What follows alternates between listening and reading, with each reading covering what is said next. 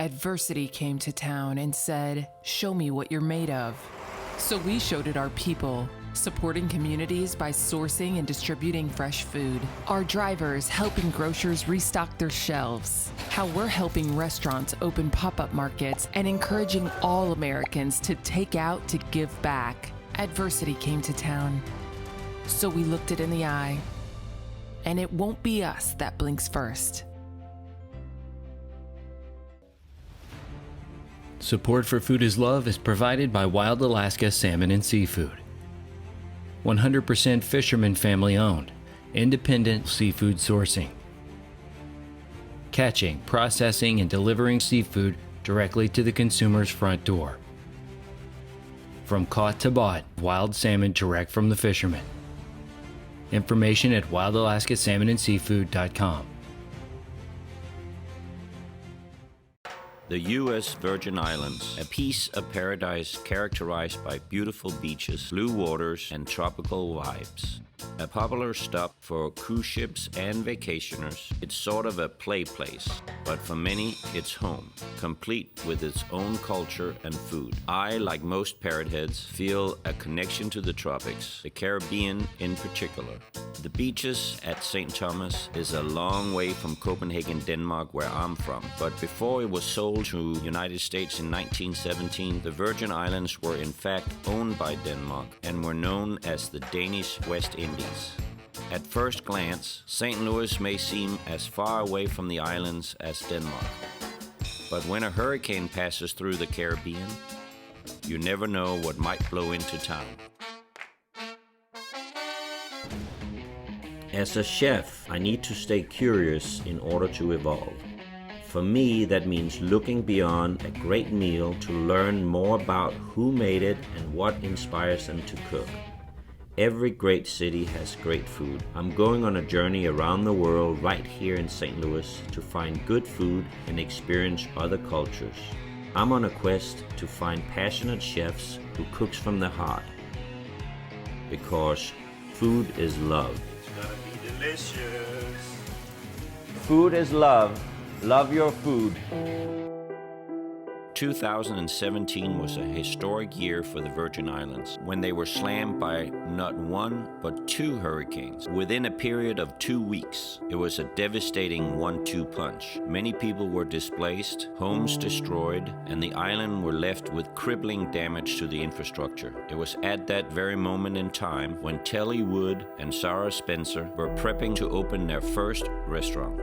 In the wake of the storm, their location were destroyed. With no place to live and their prospect suddenly gone, they made a pinch decision to move to St. Louis to open up their Caribbean comfort food spot, Jerk Soul.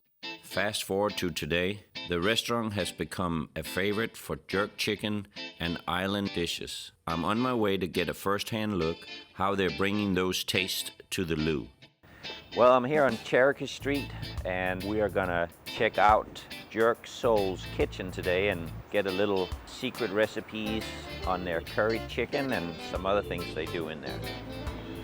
Welcome! Hi, how are you? I'm well, how are you? Well, thank you for having me. Thank you for coming and I welcome brought to you Jerk Soul. some peaches. Okay. Southern Illinois, where I reside, is famous for their peaches. Okay. They're really good, so you'll probably find some interesting things to use it for. Denmark was a part of the flags that, Yes. that are in the islands. We still see some remnants of Denmark in our cobblestone and some Yeah. of the architecture in our in St. Croix, in Christiansted and Frederiksted. You still see some remnants in the architecture from the Danish. What a small world. I can't dance. Yes, you can. After a little fun, we get right into making saltfish. So I'm going to prepare for you saltfish, which is a traditional dish in the Caribbean. Every island has their own twist to it, but mine is a combination of my father and my mother inheritance. The Antiguans use a lot of fresh herbs and vegetables in their things, and then I'm going to incorporate a little bit of what I learned from, my mom and my godmother. So the fish, so it was salted, so it was completely dry? Yeah, it was completely dry. It was salted because that's the way of preserving it. Soak it overnight, And in that water, I'll put a little bit of sugar and fresh thyme, and I leave it there, and then I will throw that water off and then put more fresh water in there with some more sugar and boil that down until you get this product. Can you buy that? Yeah, you buy it at any type of butcher or fish shop. It's salted codfish. So I have me some melted butter, and this is the basis of your sauce for the saltfish. So I have some scallions here, All right. some ginger, some roughly cut tomatoes, some onions, and some sweet pepper. I'm gonna add those to my sauce. Everything is better with butter. I know. I mean, I'm classically trained, and butter and cream is in everything. So you want this to just saute down just a little bit. So I have some onion powder here. Okay. Black pepper, some parsley. This is some ketchup and some fresh thyme. So I added my fresh thyme. I'm gonna add my black pepper, like so. That Onion fresh powder. thyme smells great. Yeah. That was the onion powder. Yes, sir. And then my ketchup, like so. So you're literally doing this every day when you come in. This is your routine. Yeah. This is one of our several classical dishes that we bring to St. Louis. I remember every Sunday morning would have saltfish with some toast and some oatmeal, and that would be a staple. That's like a traditional Sunday morning breakfast. Or you would have some banana fritters. Now I'm gonna add my fish to the mixture. It takes some preparation because I always have to soak it the day before. The good part is you don't have to put it in the sauce. You can keep it in this state until you're ready to actually use it. Just cover it over with that sauce like that. And I'm gonna lightly flake it with my spoon. Codfish is predominantly what you use. They use linkfish or codfish. It won't be saltfish if it's not cod or the linkfish. Smells delicious. It is delicious. We just let that simmer a little bit, and then there you go. We have our saltfish. But this is not necessarily spicy, right? I mean, No, it's but not. you can make it spicy. Yeah. But for the palates over here, we have to tone it down a little bit. I made it especially for you, so I wouldn't add any spice. Well, I can take the spice. You can? Yeah, I can. Okay. In a traditional dish, you will chop up some Scotch bonnet without the seeds and just sprinkle it in. So do you want a sample? Absolutely. Do I only get one shot at it? Double dipping is not good. But if it's really good, you have to double dip. Not in here. Not in here, okay. This is great over, like I said, there's a thing in the Virgin Islands called Johnny cake, and that's broken down because it was originally journey cake, because the sailors or people who go out to see the fishermen will go on their long journey, and those are cakes that could be preserved or last a little time. What do you serve here in the restaurant with this? Rice and Yes. peas? Coconut rice and peas. Okay. We have 6 dishes that you can choose from. We have plantains, we have coconut rice and peas, mac and cheese, sweet potatoes, Caribbean corn or spicy cabbage. Sometimes I won't make something as spicy as it would traditionally be because not everyone likes spice.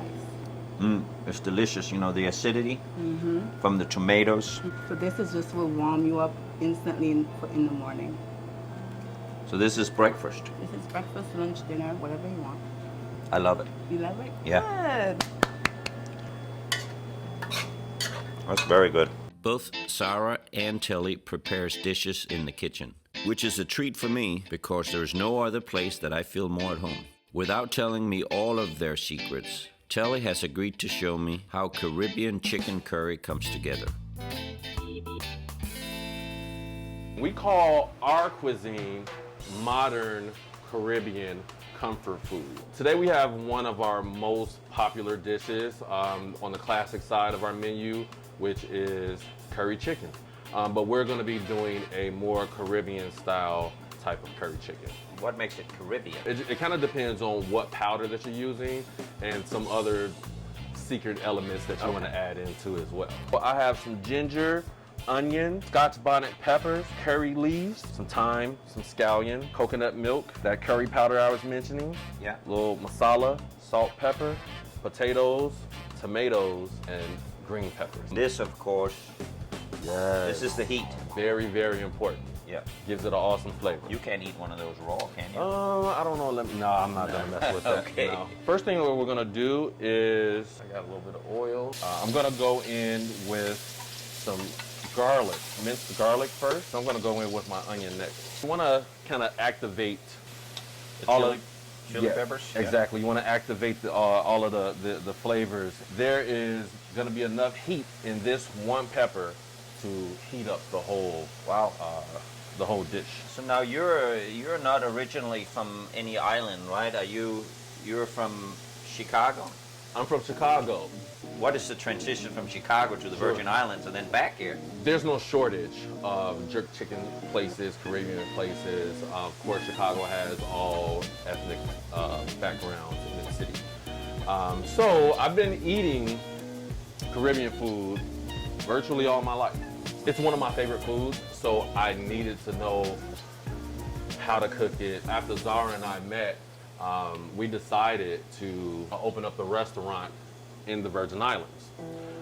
So I decided to pack up, leave the States, move down to the Virgin Islands. She actually had found a place before I moved down. After we were going through all of the steps that you have to go through to start a restaurant on that particular island, that's when Hurricane Irma came through and kind of tore it up. Shattered that idea? Yeah, and literally shattered the space. We went back over to the space and it was Gone.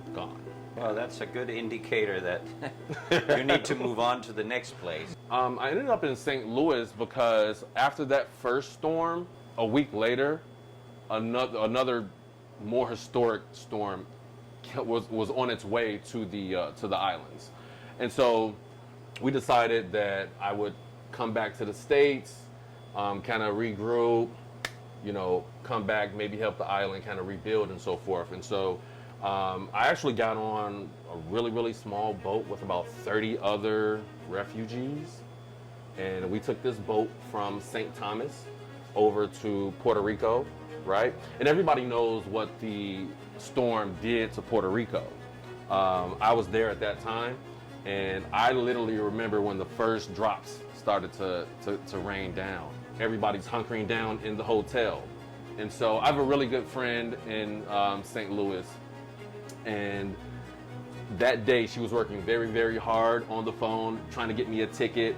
I ended up getting a ticket on the last flight out of Puerto Rico, and that's how I got to St. Louis. That is a story right there. That opportunity was washed away, no pun intended.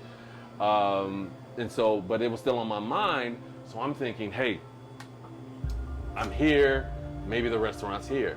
And I found our first location the third day of me coming to St. Louis. Got a nice little gold color here. What you want to do is you want to add your curry powder to your oil. There's a really chalky taste in curry powder. And so you want to use the oil to kind of cook down some of that chalky taste. How long have you been in St. Louis now?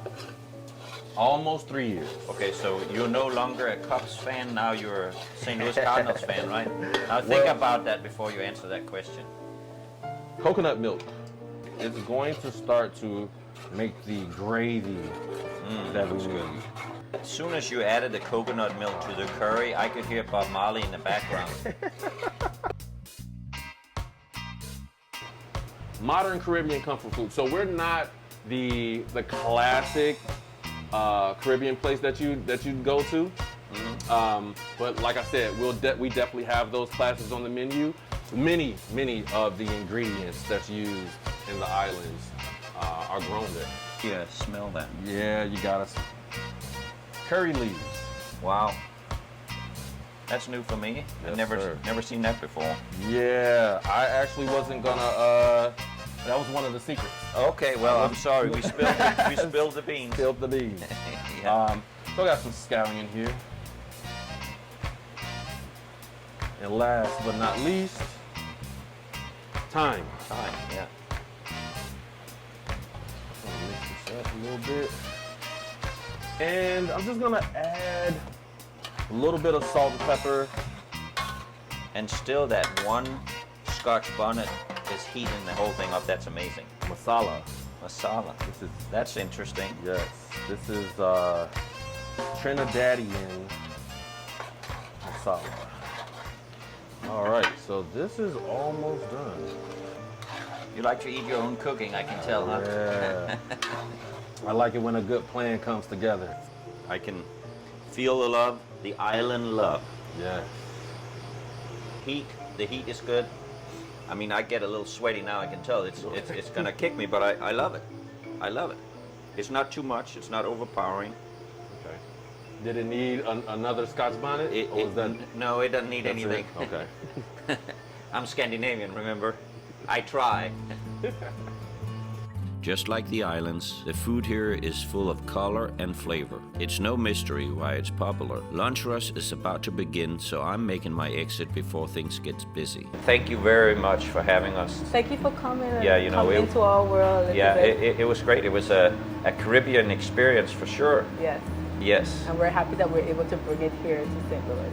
Sarah and Telly has agreed to meet up with me later to hang out.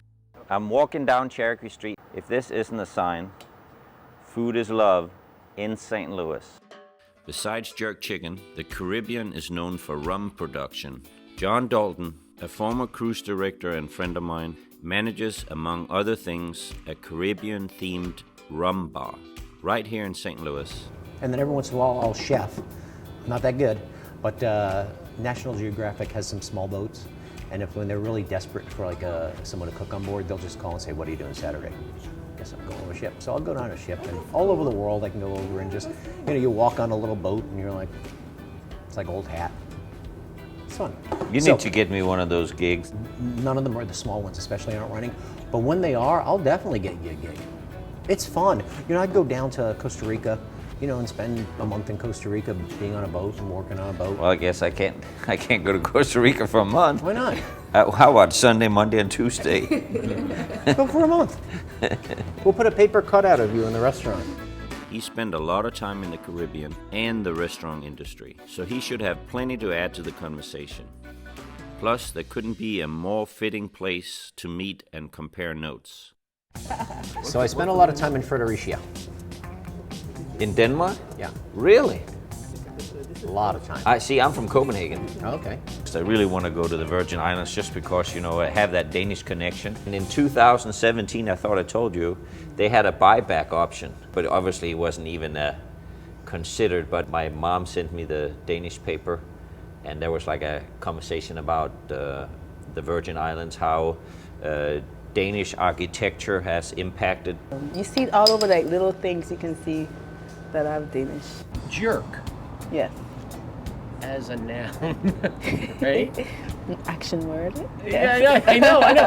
But the jerk really is a reference to a seasoning, right? So jerk is a blend of seasonings that you put together and you marinate your meat in, but it's also the process. So it's a process of smoking with pimento wood and grilling.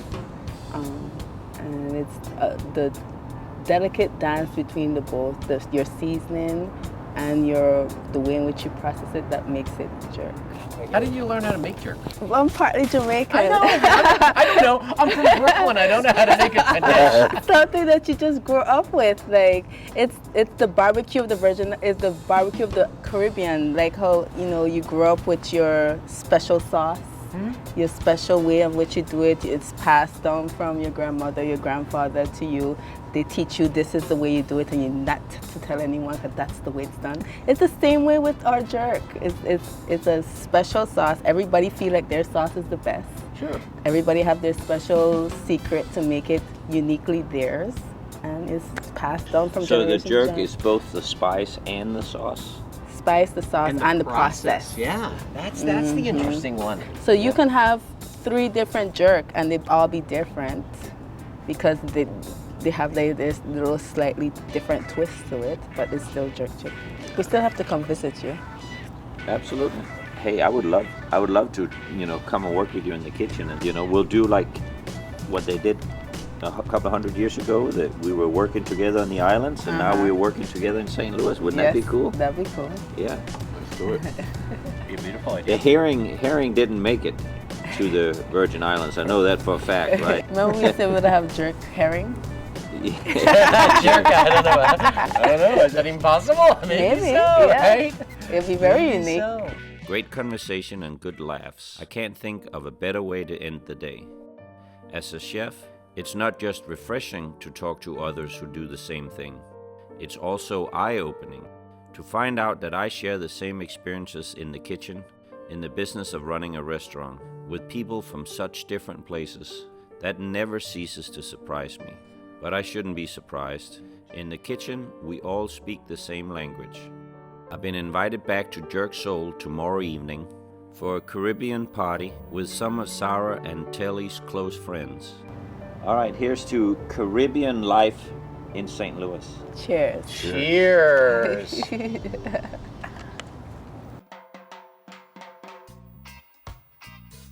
Does it make me a jerk to check another man's chicken? I don't think so. Early in the morning, we're sending out smoke signals to all of St. Louis to come on by Cherokee Street. Yeah. So, did you have a passion for cooking, or how did you get involved? I've been a self-proclaimed chef ever since I was a teenager. Okay. And that's just really, it really just comes from, you know, grandma. This is the color that you really want on some jerk. Okay. That good, nice brown color.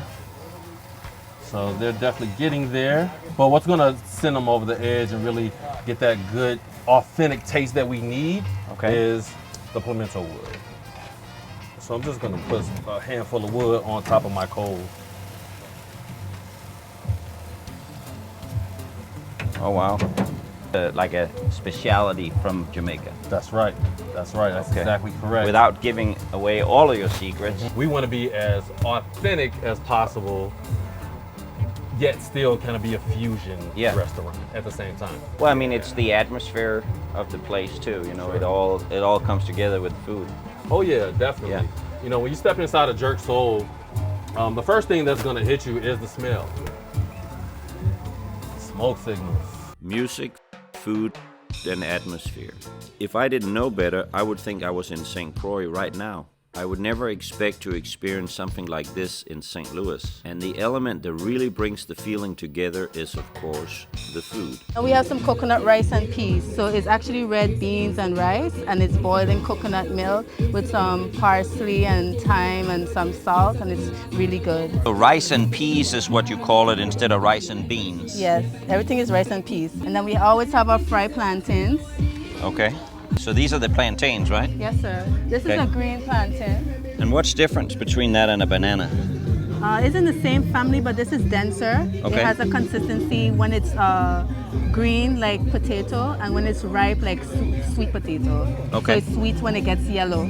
Okay. And that's what you have there. But this is the green version, and then you can fry this as well, and it becomes tostones. Corn cooked in coconut milk and butter, sweet fried plantains, the smoky smell of jerk chicken. I may not be from the islands, but it's still comfort food to me. Why is it called the Virgin Islands? Do you know? Because when Columbus came to the Virgin Islands, he saw that the beauty was so pristine, like a virgin. Really? And they got the name Virgin Islands. See, I knew you could tell me all this stuff. Sarah and Telly were great hosts, and from the steady stream of customers, it's obvious that their love for what they're doing spills over into the pan. There's a lot of takeaways from the story of Jerk Soul, but wrapped inside of it all, one thing stands out the most to me: resilience in the face of disaster. When life throws a hurricane in your path and all your plans get washed away, it isn't always a sign that you need to throw in the towel. Most people in this situation would have abandoned any idea to open a restaurant. Instead, Telly and Sarah raised the stakes and with the roll of the dice, moved to a new city to make their plans work. Something that seemed negative actually became a positive. If they'd opened Jerk Soul in St. Thomas, there would have been just another place serving a menu that is common on the islands. But instead of giving up, they turned their concept into something that was missing here in St. Louis. It's been a great experience. Rough, but great. Well, I mean, you know, the fact that the two of you have gone through all that stuff in the islands. We just keep trucking along. No matter what comes in front of us, we keep going. They call their menu Caribbean comfort food, and I can't help seeing a beautiful irony in that name. They survived the storm, found shelter in St. Louis, and just a few years later are running a successful restaurant. They may be serving comfort food to their customers, but the food was actually comforting them. In the end, you can say it was the food that saved them. Food is love. Food is love. Food I is feel love, it. Yes. Yes. That is ringing through in the Caribbean. And I really can't think of a better way to end the story than that.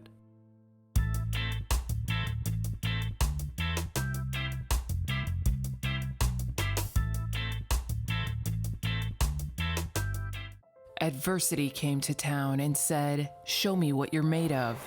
So we showed it our people, supporting communities by sourcing and distributing fresh food. Our drivers helping grocers restock their shelves. How we're helping restaurants open pop-up markets and encouraging all Americans to take out to give back. Adversity came to town. So we looked it in the eye. And it won't be us that blinks first. Support for Food is Love is provided by Wild Alaska Salmon and Seafood. 100% fisherman family owned, independent seafood sourcing. Catching, processing, and delivering seafood directly to the consumer's front door. From caught to bought, wild salmon direct from the fishermen. Information at wildalaskasalmonandseafood.com.